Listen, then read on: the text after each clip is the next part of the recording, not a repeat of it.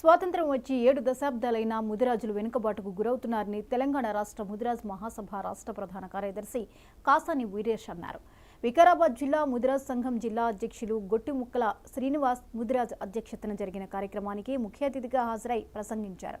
ముదిరాజులను బీసీఏలోకి చేర్చిన జీవోను తెలంగాణ ప్రభుత్వం అమలు చేయాలన్నారు.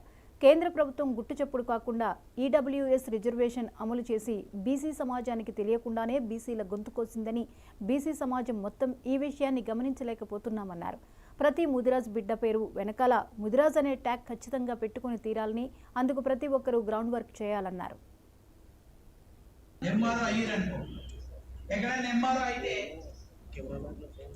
అత్యంత కష్టం పెట్టేది మనలోనే. అమ్మో నేను ఇది చేస్తే ప్రాబ్లం అవుతుందేమో అని బీసీ కార్యకర్తలు కావాలి. అందులో మరి ముఖ్యంగా ముదిరాజులు యాక్టివ్గా ఉండాలి. ఎందుకు యాక్టివ్గా ఉండాలంటే ఎక్కువ జనాభా ఉన్నారు కాబట్టి యాక్టివ్గా ఉండాలంటే. ప్రతి గ్రామంలో మన వాళ్ళు ఉన్నారు, ప్రతి బూత్ లెవెల్లో మన వాళ్ళు ఉన్నారు. ఆ అవకాశం మన వాళ్ళకి ఛాన్స్ ఉంది, వేరే ఎవరికి లేదు. ఇప్పుడు రాబోయే రోజుల్లో ఒక బీసీ ఉద్యమం విశ్వరూపం కూడా పోతున్నారు మీరందరూ. దాంట్లో మన వాళ్ళు బూత్ లెవెల్ నుంచి మన వాళ్ళు స్టేట్ లెవెల్ వరకు మనలే ముందు ఉండాలంటున్నాం. ఎందుకంటే మనల్ని యాక్టివ్గా లేకపోతే అక్కడ బీసీ రాజ్యం వచ్చినా అందులో కూడా మనల్ని ఉండదు. అందులో ఉండాలంటే యాక్టివ్గా తయారవ్వాలి.